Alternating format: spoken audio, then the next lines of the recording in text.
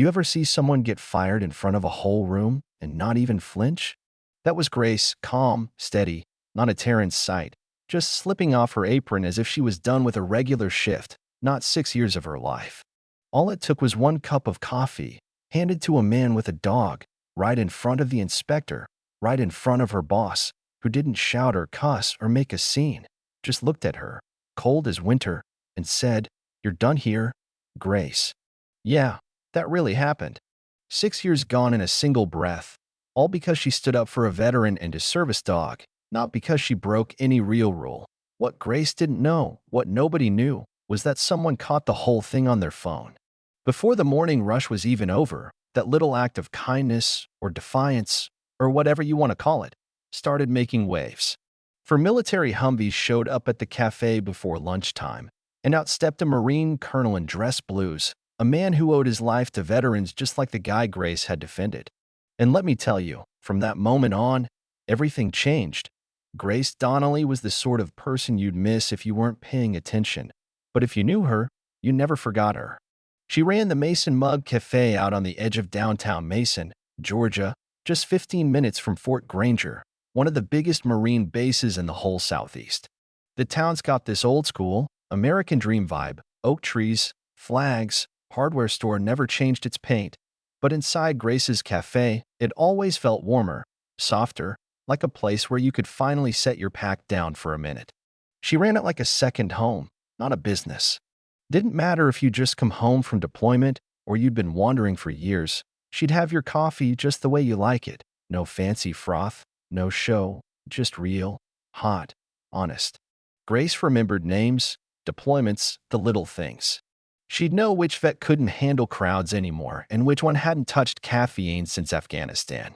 Every Wednesday at 9, she hosted Heroes Hour, started as just three: her late father-in-law, Ben, Ralph, a Vietnam vet, and Louisa, who'd been a nurse in the Army.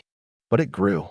Every war, every decade, they found their way there, not for the coffee, but for Grace. She never made it about herself, even after her husband, Michael, was killed in Afghanistan. His photo hung over the register, not in uniform, just a flannel shirt and a mug in hand, taken right outside the cafe. She'd never remarried, never even tried. She poured all her grief into that cafe, building it into something that mattered to the whole town. For Grace, it was a mission. Every cup she poured for a trembling vet, every quiet check-in, every time she let a dog curl up under a table, it was instinct, not policy. That's just who she was. And on the Wednesday, everything blew up. The morning was crisp, sun cool but strong, coffee steaming like little ghosts in the air. Grace was already brewing the first pot for Heroes Hour when Ray McMillan came in, Shadow the service dog glued to his heel. Ray was new, late 50s, ex-Marine, didn't say much, but he came, and that meant something. Shadow wore a big red vest, service dog. Do not pet. Grace welcomed him, pointed to his usual window spot, and just as she was heading back behind the counter, the inspector walked in. Logan Prescott, state health inspector, looked like he hadn't smiled since Y2K, clipboard clutched tight. He started his inspection, cold, methodical, then stopped dead when he saw Shadow.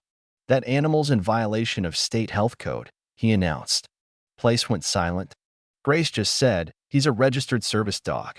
The law allows him here." Prescott wasn't hearing it. He threatened to shut the place down. Ray froze, hand shaking on his mug. Grace didn't back down. "I want to ask a veteran to leave. Or his service dog. Write your report, but you'll know you tried to humiliate someone who served this country, right in front of his own." Someone in the cafe muttered, "Damn right." But before anyone else could speak, Deborah Lyle, the regional manager, stepped in, having seen the whole thing. "You're fired, Grace. Pack your things." The room just stopped. Grace looked around, at Ray, at the regulars, at that little chalkboard advertising free coffee for vets, then untied her apron, set it down, and left. She didn't storm out, didn't look back, but someone had filmed it all. And out in the digital wild, that story started to grow. Meanwhile, Colonel Richard Gaines, base commander, full of medals, got a call. 35 minutes later, Mason Mug was silent, folks too stunned to even finish their coffee. Lena, the barista, just kept Ray's cup full, hands shaking. Ray sat staring, Shadow's ears twitching under the table, like he knew something was broken. Then the rumble started. For Humvees pulled up, Marines in full-dress uniforms piled out, and Colonel Gaines led the way inside. Prescott, the inspector, was rooted to the spot, and Deborah, the manager, looked ready to bolt. Colonel Gaines didn't yell. He just asked, "Is Grace Donnelly here?" Lena explained she'd been fired for standing up for Ray and Shadow. Gaines turned to everyone, voice steady. "Grace served our families better than most agencies ever did. She treated a Marine with the respect this nation promised and then forgot." Ray, usually silent, spoke up. "She just poured my coffee and let me sit. First time in a long time I felt like a person." There were tears.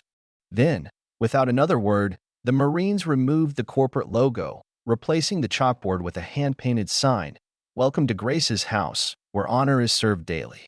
When Deborah tried to protest, Gaines cut her off. "You made your choice. Now we'll make ours."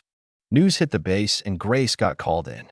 She sat in her truck, stunned, then drove to Fort Granger, first time through the gates not as a military wife, but as herself. Colonel Gaines met her, took her to a new center for veterans, bare walls, empty chairs, but full of hope. He offered her a job running the place, building community, just like she had at the Café. Grace hesitated. "I'm not a therapist." "No," Gaines said. "You're better. You make people feel seen." Then Tiffany Rios, a young veteran, stepped out, burn scars, new service dog, soft voice. "I saw your story. I think I could sit somewhere you run." Grace took the job. The place became more than a program. It was alive. Old vets came back. Young ones found a place to belong. Lena stopped by every Friday. Tiffany showed up with her puppy, drawing again. Auditors came, looking for credentials. Grace just smiled. "All I've got is kindness and consistency." Weeks later, she got a letter, nominated for the National Civilian Commendation for Distinguished Service. Colonel Gaines handed it to her, grinning. "That's exactly why you're getting it." Grace spoke at the big conference in D.C., nervous, honest, real. "I'm not a doctor or a general. I just ran a cafe near a base and listened." Thunderous applause.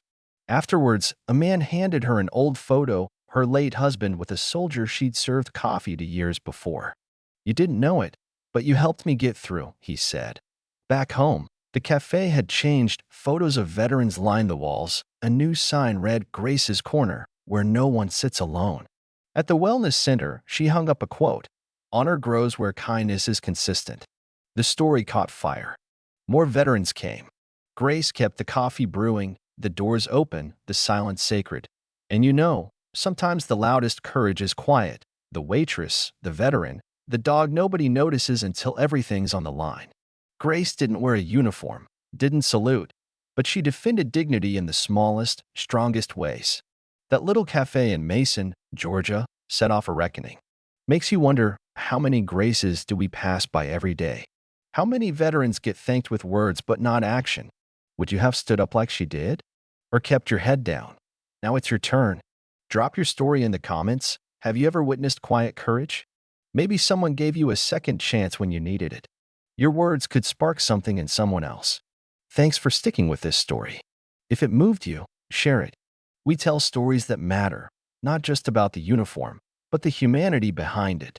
Because sometimes the strongest stand doesn't need a salute, just someone brave enough to say, "Not today."